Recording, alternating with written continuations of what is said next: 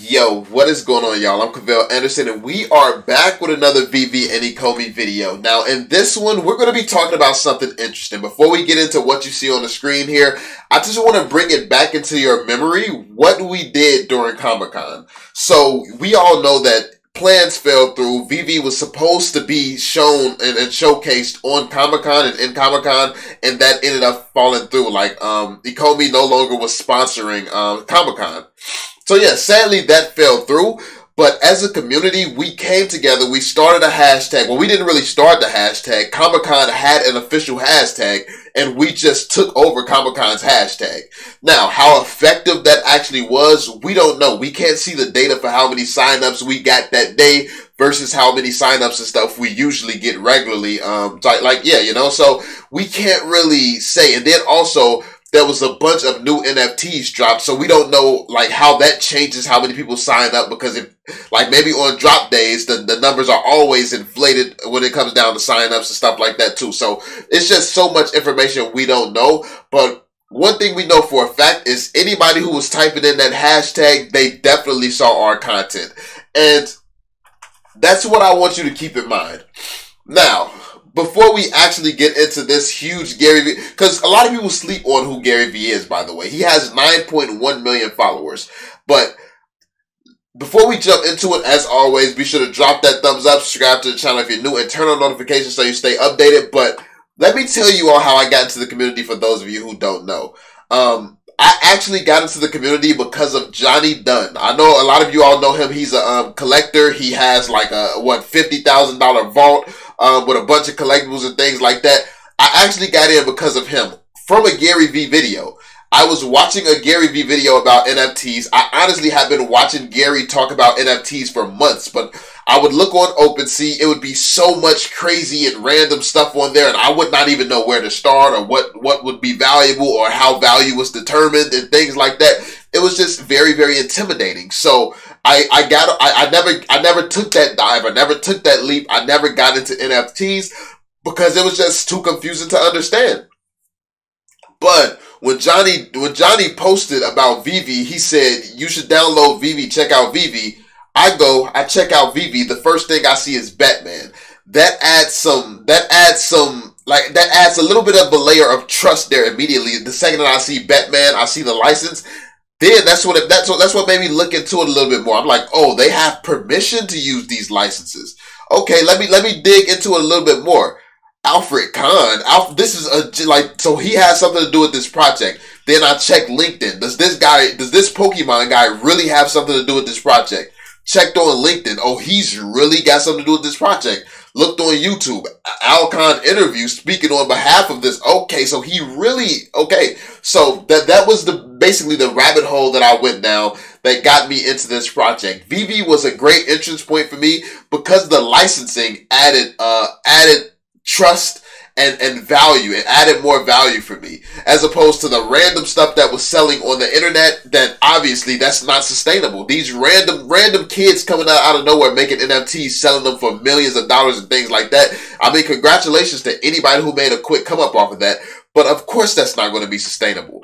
But that's what made me understand that if this random kid can come up, create something random and sell it for millions, what would an actual licensed collectible do? Something that actually has value. So let's jump into this. Let's jump into the point of this video. So as you can see, Garyvee, 9.1 million followers. He's legit. Like, this guy has been leading the charge against for NFTs. Like, he's been leading the charge. He's like I said, he's the reason that I was even open to hearing about NFTs. I heard it from Garyvee first.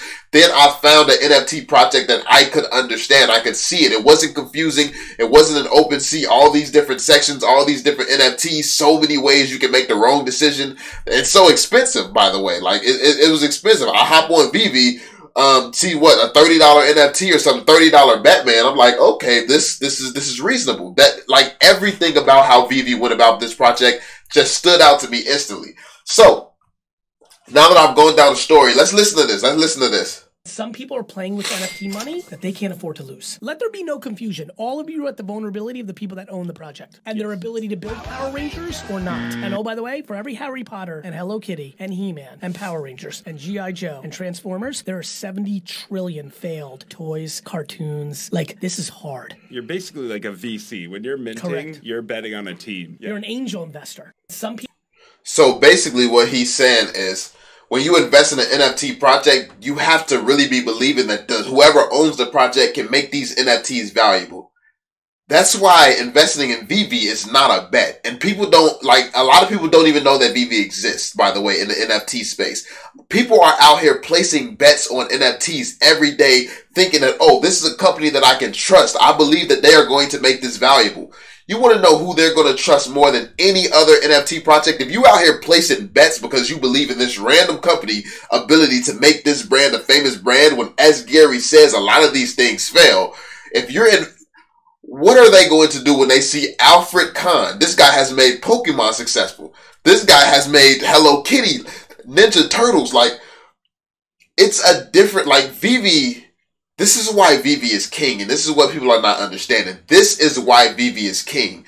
Let's hear this one more time so it can really register in your head why Veve is king. And then I'm going to tell you all something that's going to be super, super impactful that people don't think about. People are playing with NFT money that they can't afford to lose. Let there be no confusion. All of you are at the vulnerability of the people that own the project and their ability to build Power Rangers or not. And oh, by the way, for every Harry Potter and Hello Kitty and He-Man and Power Rangers and G.I. Joe and Transformers, there are 70 trillion failed. He said their ability to build Power Rangers. So their ability to make a brand Power Rangers. But when you have a team that can just go to Power Rangers themselves and say, yo, we want to work with you. And then the company will actually say, yes, we would love to work with you. It's completely different. Veve has Marvel. They're releasing the first ever Spider-Man NFT upcoming this weekend. So the validity of Veve, like Veve is stamped at this point. Veve is stamped like no other project in the NFT space. Veve is stamped. So that being said, the reason that I really broke down for you all how I found Veve is because of this. A lot of people don't realize how powerful this community is. You don't realize how powerful you are. And I know a lot of people don't like Garyvee and things like that. And a lot of people have their own opinions and stuff like that. But the reason that I don't care about if Garyvee shouts out Veve or anything like that is because, yes, it would help the project a little bit, but you really don't have to sit around and wait for anyone to do anything. Guess where Garyvee's fan base is at? Online. Guess where I found this project? By Johnny Dunn posting, check out Veve under a Garyvee post. So, when you go to a Garyvee post and you see all these people, this is exactly why I can't invest in a project without knowing anything about the artist. Like, Veve people could easily go to this post, see this comment, and get to, oh, did you know that we got, did you know we got Todd McFarlane? Did you know we got this? Did you know we got that? Come check it out on Veve.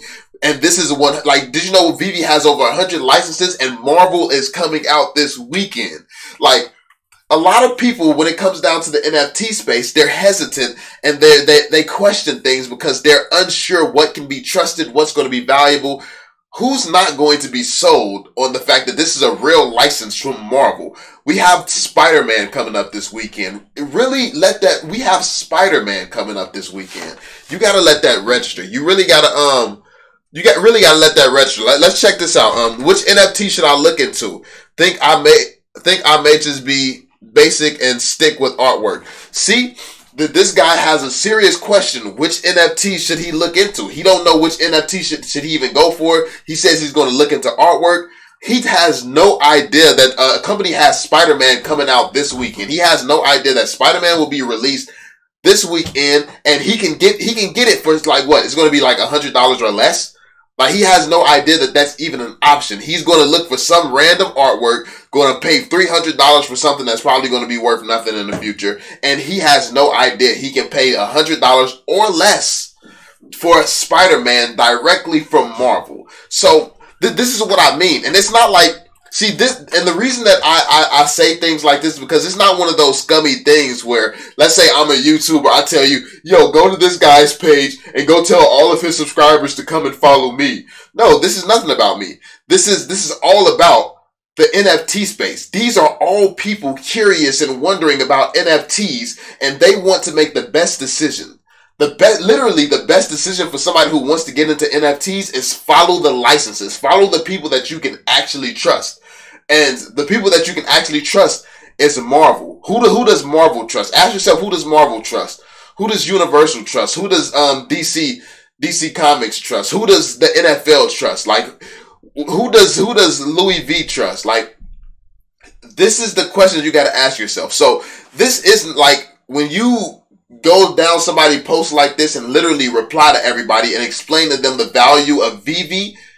That's not like a scummy thing to do. This is somebody who wants to get educated about NFTs, and they're looking like I said, this guy's looking for random artwork that's probably going to be worthless in the future. Like, the chances of him Garyvee has just told you how much, he talks all the time about how much of this stuff is going to fail. So chances are this guy has a very high chance of choosing something that is not going to be valuable. He has a very high chance of that. The thing is, on Veve, that chance is a little bit lower because everything is licensed and it's valuable. So yeah, that being said, let's see. Look, how do you even make money off of an NFT? Like, this guy has never experienced a Veve drop day. This guy has never experienced a Veve drop day, and this is what I mean. Like, it's not even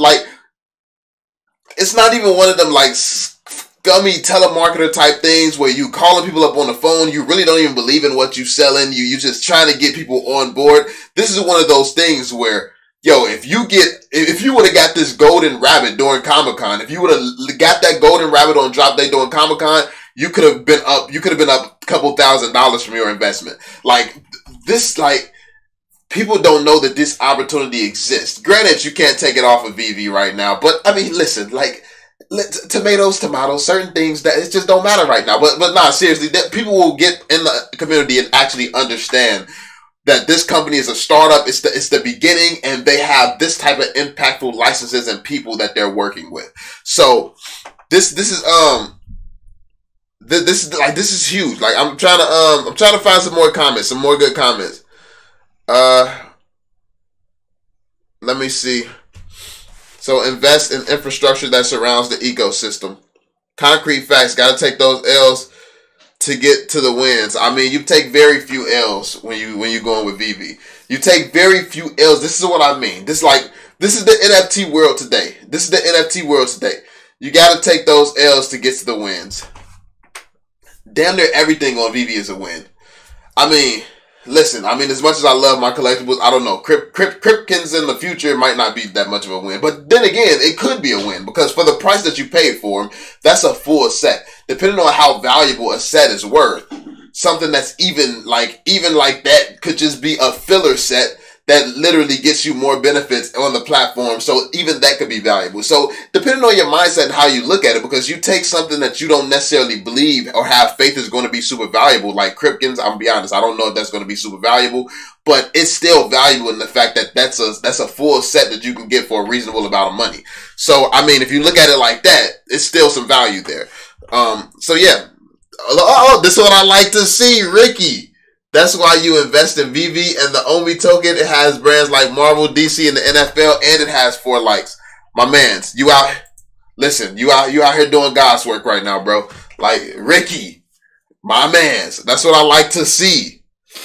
He knows what's up. So, and even more so than just commenting on these posts, one thing that you all can do and one thing that we can do as a community is come on posts like this, posts talking about NFTs and people asking questions, genuinely concerned, genuinely wanting to get into NFTs and things like that. We can hop on these posts and just have a conversation, like explain things to them. Because like the best part about Veve is it sells itself. Like, and there is really no debating. Like, if you want to, you can't debate. Like, no matter what anything has sold for on OpenSea, no matter any of that, is it Marvel? Is it Marvel? Is it Marvel? Is it comic books? Is it Batman? Is it DC Comics? Like, Is it Jurassic Park? Is it Star Trek? Like, you can't, like, that's the thing.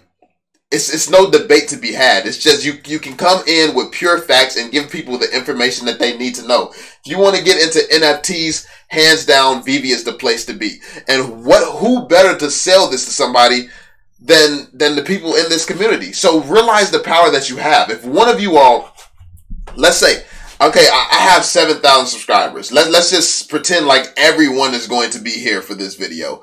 If everybody who watches this video replies to one person on an NFT post per day, that's 7,000 people per day that you could potentially get into Veve. And even if it's not a full 7,000, more than likely, people who are seriously looking into NFTs, we're going to at least get, like, out of 7,000 people talking to one person, we could at least probably get 1,000 people out of that. 1,000 people a day, just us as a community can bring in. Do you realize how huge this is? Like, everyone's sitting around waiting for Veve to make big moves and make big changes and make stuff happen and stuff like that. You realize what we can do as a community? Like, and imagine if we have 7,000 people and you don't just talk to one person per day. You talk to 10 people. What happens if you talk to 10 people per day? 5 people, 10 people.